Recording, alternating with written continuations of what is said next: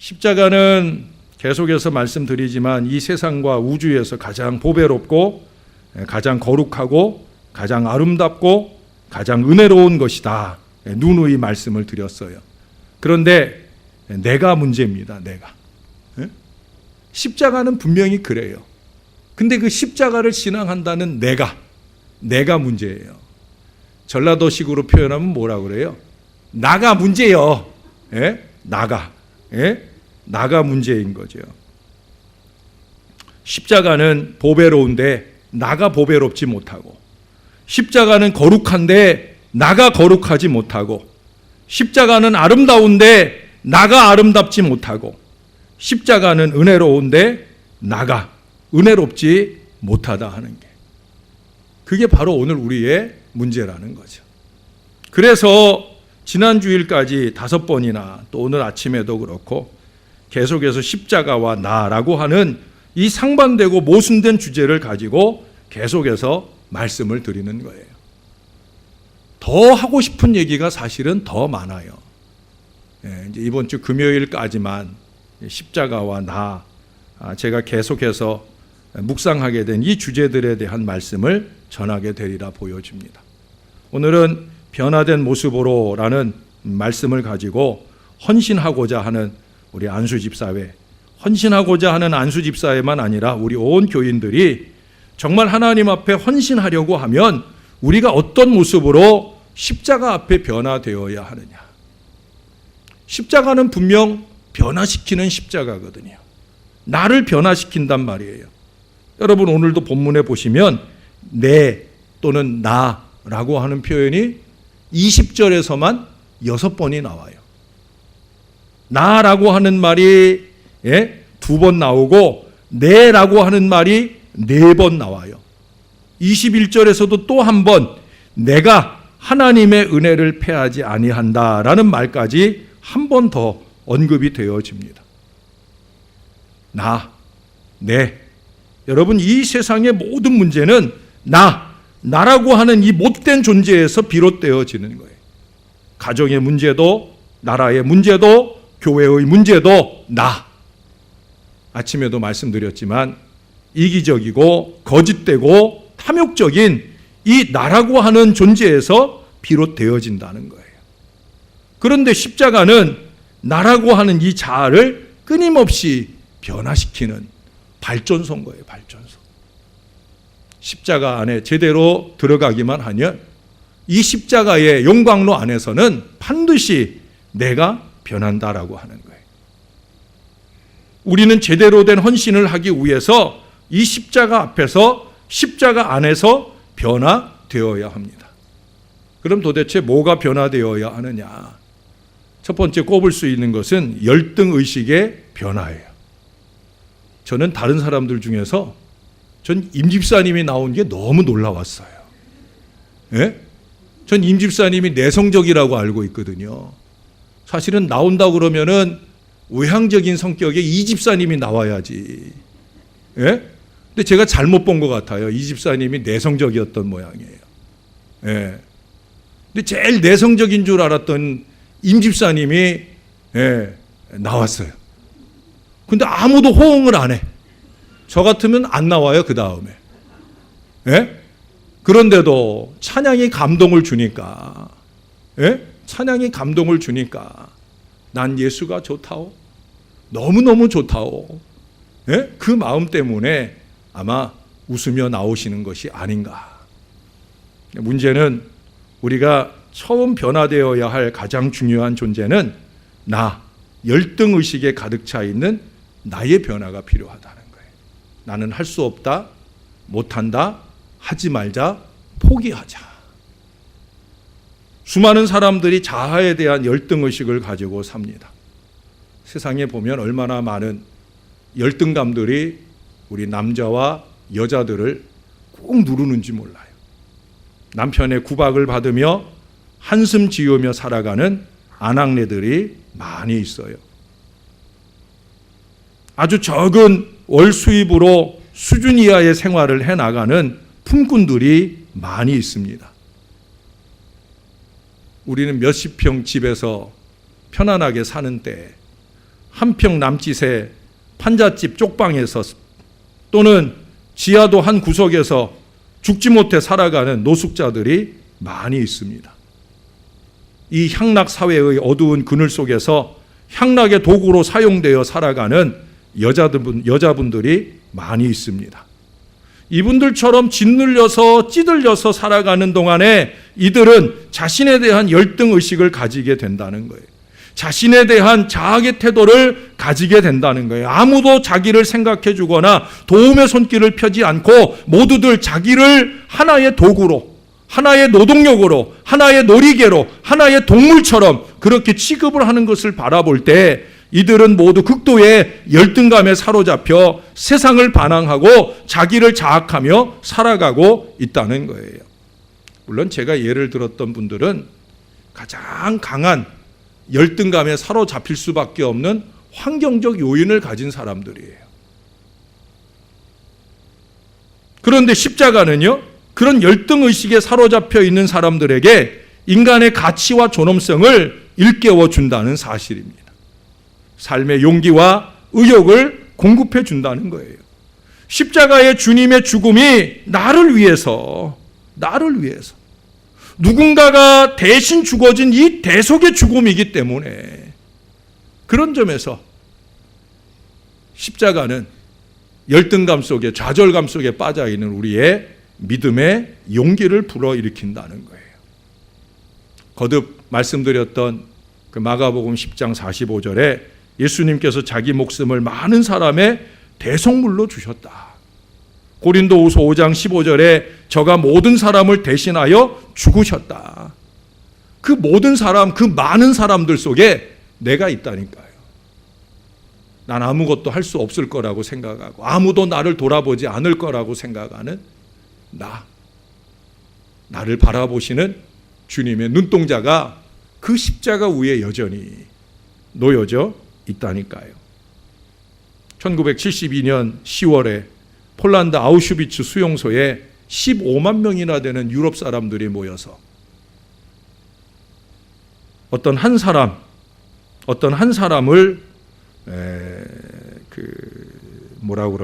기념하는 그런 자리를 만나게 되어졌습니다. 15만 명이나 되는 유럽 사람들이 왜 그 자리에 모였느냐? 역사가 한 30몇 년 더 뒤로 가서 1941년 7월 이 아우슈비츠 수용소에서 죄수 한 사람이 실험용으로 죽어야 될 그런 상황에 놓이게 되었어요.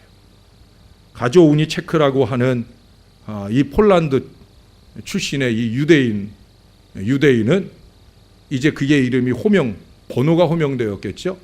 호명되어서 그가 실험용으로 가스실에 들어가야 될 그런 상황에 처했어요. 그때 그는 절규합니다. 살고 싶다고. 날 좀 살려주시면 안 되느냐고. 나 살아서 다시 가족들을 좀 보고 싶다고. 가족들 품 안에 좀 안기고 싶다고. 아주 큰 소리로 엉엉 울면서 그렇게 절규를 했어요. 자기 하나 죽는 건 상관없는데 가족들을 또 볼 수 없다는 안타까움에 그는 독일군들에게 매달렸어요. 그때 한 사람이 앞으로 나섰습니다. 막스밀리안 콜베라고 하는 신부님이에요. 그도 유대인이기 때문에 거기 잡혀온 거예요. 그런 그가 기왕에 한 사람을 죽이려고 필요하다면 나를 죽여주세요. 저 사람은 살려주시고 나를 죽여주세요. 나는 신부라 가족이 없어요. 그러니 나를 죽여주세요. 독일군이 한 사람은 절규하며 살려달라 하고 한 사람은 죽여달라 하고 그래 뭐 손해볼 것 없으니까 그래 그러면 네가 죽어라. 그러고 가조우니 축구라고 하는 그 사람을 살려주고 이 콜베 신부를 실험실로 데려가서 아주 독한 석탄산을 마시고 죽게 만들었습니다. 가조우니 초크는 다행히 2차 대전 후에 살아남아서 그 가족을 만나게 됩니다. 1972년 그 추모식에서 그도 그 자리에 왔지요. 그가 단에 서서 많은 사람들 앞에 말합니다. 나 대신에 죽음으로 나에게 생명을 선물로 준 콜베 신부님에게 무한한 감사를 드리며 무한한 존경을 표합니다. 여러분, 어찌 그 한마디로 그 마음의 감사를 다 표현할 수 있었겠습니까? 그는 그 이후에 그래서 남들보다 더 열심히 살았답니다. 자기 자신을 존귀한 존재로 여기면서 한평생을 열심히 살았답니다. 왜? 누군가가 자기를 위해서 죽음으로 대신해서 살게 된 그 자기 자신의 삶이기 때문에 함부로 살 수 없다고 생각한 거예요. 그래서 존귀하게 여기면서 한평생을 값지게, 더 나아가 자기도 다른 사람들에게 무언가 유익이 될 수 있도록 노력하며 살았다는 거예요. 저나 여러분도 어쩌면 이 가조우니 체코와 같은 이 마음으로 살아야 될 사람들이 아니겠습니까? 주님이 나를 위해 죽으셨다 하는 사실을 믿지 않는 분들은 아무도 없잖아요.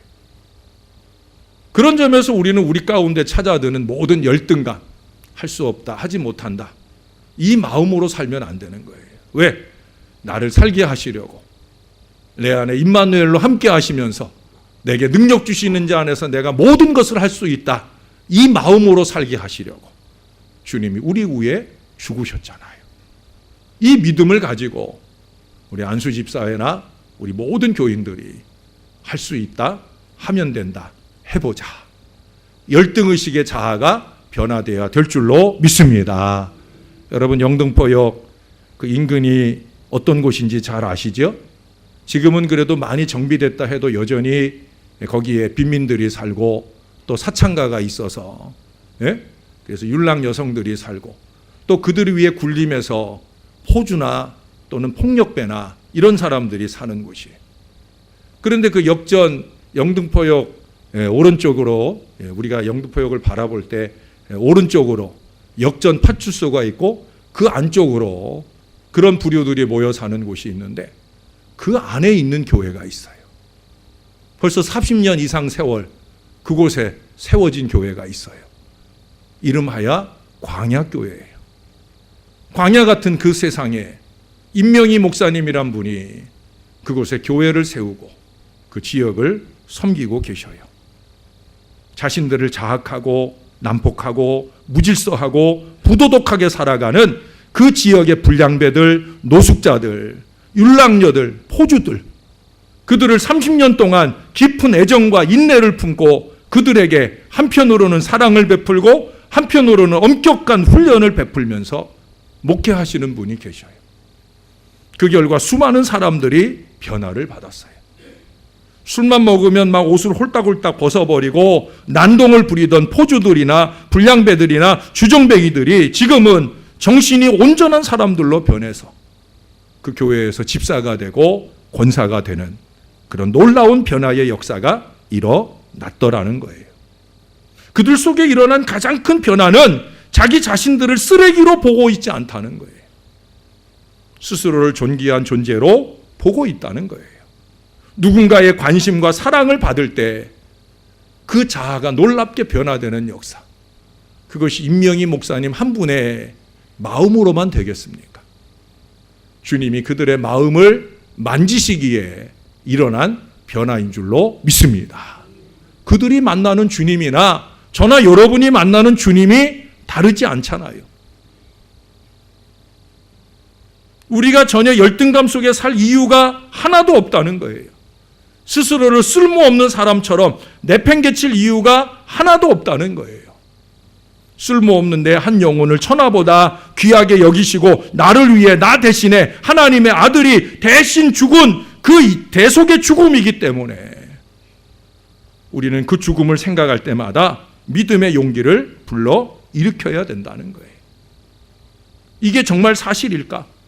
아무도 나를 생각하지 않고 아무도 나를 돌아보지 않는데 하나님의 아들이신 우리 예수님께서 나를 돌아보시고 나를 살리시기 위해 나 대신에 대속의 죽음을 죽으셨다는 게 정말인가? 정말인 줄로 믿습니다. 이 믿음이 우리의 신앙의 근간이에요. 우리 아침에도 찬양을 했고 이번 고난주간 중에 우리가 매일 이 찬양을 부를 텐데, 예? 웬 말인가 날 위하여 주 돌아가셨나 이 벌레 같은 날 위해 큰해 받으셨나. 우리가 이 찬송을 부를 수 있잖아요. 내가 벌레이긴 하지만 주님의 사랑을 받은 존엄하고 귀중한 벌레다. 이 사실을 깨닫고 살아갈 수 있다라고 하는 거예요. 주님이 나를 인하여 기쁨을 이기지 못하여 하시며 나를 잠잠히 사랑하시며 나로 인하여 즐거이 부르며 기뻐하신다는 거죠. 그러니 난 예수가 좋다오 라는 노래를 부를 때 춤이 나오는 거예요. 기쁨의 찬양이 나오는 거예요. 여러분 송명희 시인을 아십니까? 이분은 나면서부터 장애를 가지고 태어났어요. 평생을 그렇게 살았어요. 근데 그렇게 뒤틀린 몸으로 말도 어눌한 가운데 이 머리의 회전도 저와 여러분처럼 그렇지 못한 가운데 그분이 예수를 만났어요. 휠체어를 타고 누군가 밀어주지 않으면 한 발자국도 갈 수 없는 인생을 살면서 그가 예수를 만났어요. 그녀가 부른 유명한 찬양의 노래들이 얼마나 많아요. 그녀가 지은 노래죠. 지은 노래. 그 지은 노래 가운데 나라는 제목의 찬양이 있잖아요. 끝부분에 가면 이런 고백을 해요. 남이 받지 못한 사랑 받았고 남이 모르는 것 깨달았네. 공평하신 하나님이 남이 없는 것 갖게 하셨네. 그 남이 없는 게 뭐예요? 그건 다름 아니라 바로 그리스도의 사랑이에요. 비록 뒤틀린 몸으로 부족한 몸으로 세상에 왔지만 남들이 가진 건 나는 너무 없어요. 돈도 없고 건강도 없고 너무 없어요. 그러나 자기는 좌절하거나 열등감 속에 살지 않는다는 거예요. 왜? 남들이 갖지 못한 걸 내가 갖고 있는데 그게 뭐예요? 바로 십자가 위에 달리신 예수님이신 줄로 믿습니다. 그녀의 영육을 억누르고 있는 모든 열등감에서 떨치고 일어나는 거예요. 십자가를 붙잡을 때 우리는 거기에 더하여서 다른 사람에 대한 태도도 바꿀 수 있어야 되는 거예요. 십자가를 붙잡을 때 자기 자신의 가치만 아니라 다른 사람의 가치도 인정해 주어야 된다니까요. 마귀도 정죄하지 않는 사람, 그게 바로 내 곁에 있는 사람들이에요. 예수님이 피를 흘리신 것은 나 자신만을 위해서가 아니라 내 옆에 있는 사람들을 위한 것이다 라고 하는 것을 알 때 우리는 다른 사람들의 그 가치를 인정해야 되는 거예요. 그래서 다른 사람을 귀하게 여기게 되는 겁니다. 멸시하던 태도가 변해서 존중히 여기는 태도가 되는 거예요. 인간은 본래 남을 무시하고 남을 짓밟고 나의 유익만을 추구하며 내 유익을 위해서 남을 짓밟을 수도 있는 이기적인 존재로 태어났어요. 그러나 여러분, 십자가를 바라보면 그 이기적인 존재가 이타적인 존재로, 왜? 십자가를 바라볼 수 있다는 건 뭐예요? 자기가 부인될 수 있다는 거죠. 자기가 부인된 그 마음으로 기꺼이 다른 사람들을 바라보고 다른 사람들을 위한 존재로서 나의 삶을 살아갈 수 있다는 거예요. 남을 귀하게 여기게 되고 남을 섬기는 삶도 살게 되어지는 거예요. 제가 우리 교회 어르신들을 보면 그런 느낌을 받을 때가 많이 있어요. 제가 그저께도 오후에 볼 일이 있어서 나갔다 왔다가 우리 권사님 한 분을 엘리베이터에서 만났나 계단에서 만났나 제 방으로 이제 들어가려고 하는데 만났어요. 목사님 어디 다녀오세요? 그래서 예. 목사님 방에 계실 거예요? 네. 목사님 꼭 계셔요? 네. 그러더니 후다닥 어딜 다녀오시더니 6층에 올라갔다가 쟁반 가득, 그건 뭡니까? 갑자기 이름도 생각 안 나. 이렇게 손가락 모양인 과자 있잖아요. 그거 하여튼 그거, 그거를 한 접시 가득 담아가지고 오셨어요. 그래서 저를 갖다 주시더라고요. 제가 아주 어제까지 맛나게 먹었어요. 권사님의 사랑을 깊이 음미하면서 저만 먹었어요. 우리 아내도 안 주고 애들도 안 주고, 제가 제 방에 소파 옆에 제가 늘 설교 읽는 자리가 있거든요. 거기에 올려놓고 저만, 사실은 우리 집에서 그거 좋아하는 사람 저밖에 없거든요. 아주 맛나게 먹었어요. 한 접시에 담긴 그 권사님의 섬김의 마음이 바로 제가 지금 여러분들에게 드리려는 그 마음이 아니겠어요? 여러분 제발 십자가를 좀 보실 수 있으면 좋겠어요. 그래서 나도 귀하다, 남은 더 귀하다. 나도 귀하다, 남은 더 귀하다. 이 정신을 좀 차릴 수 있는 저와 여러분이 될 수 있기를 바랍니다. 두 번째는 반대예요. 지나친 우월의식이 좀 변화되어야 되는 거예요. 인간의 또 하나의 문제는 우월의식이에요. 사실은 뭐 크게 잘난 것도 없는데 어떤 사람들의 우월감은 열등감의 표현이기도 해요. 너무 없이 살다 보니까 조금 갖게 되면 없이 살 때의 그 마음을 생각하고 없이 사는 사람들을 헤아릴 수 있어야 되는데 그러지 못하는 어리석은 마음으로 사는 사람. 그건 뭐예요? 결국 그 시대의 열등감 때문에 어리석게 행하는 거예요. 지식 문제에 있어서도 마찬가지. 여러분, 돈과 권력이나 지식을 가진 사람들, 돈과 권력으로 무엇이나 다 할 수 있는 것 같지만 그게 얼마나 어리석은 우월감이라는 거. 우리는 뉴스만 틀면 얼마든지 보잖아요.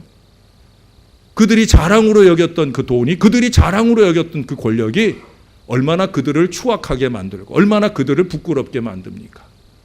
그거 하나도 자랑 삼을 일이 아니라는 거예요. 성경에도 보면 바울 같은 사람도 그가 이 우월의식으로 살았던 사람이에요. 내가 나면서부터 라고 자랑을 삼을 일이 혈통적으로나 태생적으로 그는 자랑할 것이 많은 사람이었어요. 그러나 그가 예수를 만나니까 그게 다 버려지잖아요. 나는 죄인 중에 괴수다 라는 이 고백으로 무릎 꿇을 수밖에 없는 그런 사람이 되잖아요. 그는 도덕적으로나 종교적으로 누구보다 뛰어난 그런 믿음의 젊은이에요. 그러나 예수 만나고 보니까 내가 죄인 중에 괴수다 라고 고백할 수 없다는 사실을 알게 되고 그 모든 우월의식을 다 내버리게 되어지더라는 거예요. 그가 찔림은 우리의 허물 때문이요 그가 상함은 우리의 죄악 때문이다. 이 진리를 아는 순간 우리는 고개를 푹 숙일 수밖에 없는 거예요. 자꾸 고개를 들려하고 자꾸 자랑을 하려 하고 별것 아닌 세속적인 것으로 영적인 은혜를 외면한 채 살려고 할 때마다 우리는 이 말씀을 기억해야 돼요. 그가 찔림은 우리의 허물을 인함이요 그가 상함은 우리의 죄악을 인함이라. 여러분, 헤롯은 정치적인 왕국을 만들어 놓고 왕처럼 행세했잖아요. 그러면 뭐 합니까? 그것이 결국 그의 부끄러움이 되어서 그가 조그만 벌레에 물려서 죽는 인생으로 끝나게 되는 걸. 그게 우리 인간이 가지고 있는 자랑이라니까요. 인간이 가진 자랑의 한계라니까요. 우리는 그 어리석음으로 살 것이 아니라 오히려 예수 만난 그 은혜 속에서 더 겸손하게 살아갈 수 있어야 된다는 거예요. 십자가는 나의 죄를 비춰 보여주는 거울과 같아요. 그 십자가를 바라보면 내 죄가 생각나기 때문에 그 죄악된 나를 돌아볼 때 내가 우쭐거리던 마음, 자랑으로 삼던 마음, 그것들을 다 버릴 수가 있다는 거예요. 지난주에도 말씀드렸던 것 같아요.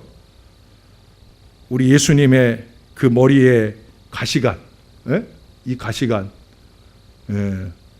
여러분 생각해 보세요. 이게 지금 한 5cm 5cm 정도 되는 이 가시인데 이걸 이렇게 관으로 만들어서, 예?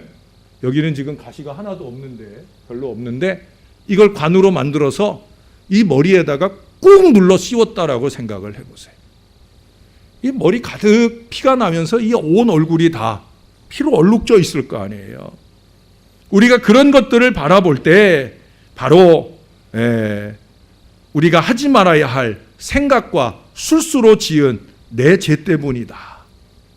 손과 발에 못을 박힌 것, 그것을 바라볼 때 그것은 바로 나의 손과 발로 하지 말아야 할 일을 하고 가지 말아야 할 곳에 간 그 모든 죄 때문이다. 심장이 터져서 물과 피를 다 쏟으신 그 주님의 모습을 바라볼 때 나의 가슴으로, 나의 마음으로 품지 말아야 할 미움과 증오로 가득하게 지은 나의 죄 때문이다. 우리가 그걸 볼 수 있어야 돼요. 그래서 한 번 더 마음을 낮추고 한 번 더 이 죄 앞에 무능한 인생인 것을 고백하면서 십자가를 붙들어야 되는 거예요. 여러분, 십자가를 바라보며 더 겸손해질 수 있는 저와 여러분, 우리 안수 집사회가 되기를 주님의 이름으로 축원합니다. 마지막 세 번째, 자기 의식의 변화예요. 사람의 보다 근본적인 문제는 바로 이 자기 의식에 사로잡혀 사는 거예요. 다른 말로 자기 자랑, 자기 만족, 자기 고집, 자기 아집, 이게 다 자기 의식이에요. 자기 나 중심의 생각, 열등 의식이나 우월 의식을 포함한 근본적인 문제는 바로 이 자기에 매달려 있는 거예요. 자기 감정, 자기 이상에 매여서 살아가게 되어지는 바로 이것이 문제예요. 저도 자기 주관이 좀 뚜렷한 편입니다. 목회적으로는 그 마음을 접으려고 노력을 많이 하지만 개인적으로 저도 자기 주관이 참 뚜렷해요. 제가 한번 딱 마음을 먹으면 아주 이를 악물고 미친 듯이 그 일을 해요. 여러분들 혹시 아세요? 제 입술이 두꺼운 거? 다 아셔요? 근데 제가 보통 때 여러분 입술 두껍게 하고 살지 않잖아요. 제가 입술이 엄청 두꺼워요. 우리 딸내미나 아들내미가 한참 자랄 때 저를 놀리는 가장 놀리는 말이 뭔지 아세요? 명란젓. 그러면서 우리 애들이 이 젓가락 가지고, 젓가락 2개 가지고 이렇게 하면서 저를 놀릴 때가 있었어요. 그럼 명란젓 2덩어리가 딱 입술로 만들어지거든요. 근데 제가 이 두꺼운 입술이 싫어서 제가 의지적으로 성형을 했다고 그랬잖아요. 거울을 보면서 입술을 오므리는 훈련을 제가 하면서 입술 오므리고 나니까 사람들이 좀 잘생겼다는 얘기를 조금 하더라고요. 옛날에 입술 두꺼울 때는 내가 그 소리 별로 못 들었는데 입술만 오므라져도 잘났다는 얘기들을 제가 조금 들어요. 여러분들 들을 땐 좀 웃겠지만 제가 그렇게 마음 먹으면 그대로 해요. 근데 제가 그런 저의 인생을 보면서 제가 고민을 했어요. 그게 내가 스스로 자기 도취, 자기 만족으로 살 때는 좋은데 그게 목회를 할 때는 안 좋은 부분들이 있거든요. 그때 하나님께서 저에게 깨닫게 해주셨던 말이 뭐냐면 초연하다라고 하는 말이에요. 초연하다. 이 말을 발견했을 때 제가 솔직히 좀 기뻤습니다. 나를 벗어나는 초연의 길이 있다라는 생각을 할 때 얼마나 기뻤겠습니까? 내가 나 자신에게 얽매이지 않고 나를 벗어나서 나 밖에서 나 위에서 나를 바라보며 살 수 있는 이 초연하는 삶, 그게 참 너무 좋아 보였어요. 그러나 그 초연이라고 하는 것도 결국 내가 나를 바라보는 또 하나의 시선이기 때문에 여전히 자기를 극복하지 못한 것이 될 때가 있어요. 그런데 십자가는 이 나를 벗어나는 초연 이상의 근본적인 변화를 나에게 가져다 준다는 거예요. 어떻게 가져다 주는지 아세요? 십자가는 나를 죽게 만들어요. 전혀 새로운 내가 십자가 안에서 사라지게 만들어요. 그런데 그 새로운 나는 나이기는 하지만 내 안에서 사시는 그리스도다. 오늘 20절이 하는 말씀이 그거예요. 이제는 내가 사는 것이 아니요 오직 내 안에 그리스도께서 사시는 것이다. 이제 내가 육체 가운데 살고 있기는 하지만 나를 사랑하사 나를 위하여 자기 자신을 버리신 하나님의 아들을 믿는 믿음 안에서 사는 것이다. 엔크리스토로 산다는 거예요. 나는 엔크리스토로 살고 그리스도는 내 안에 사시고. 할렐루야. 내가 취미 생활을 하지만 그 취미가 나의 취미가 아니라 주님이 기뻐하시는 취미 생활을.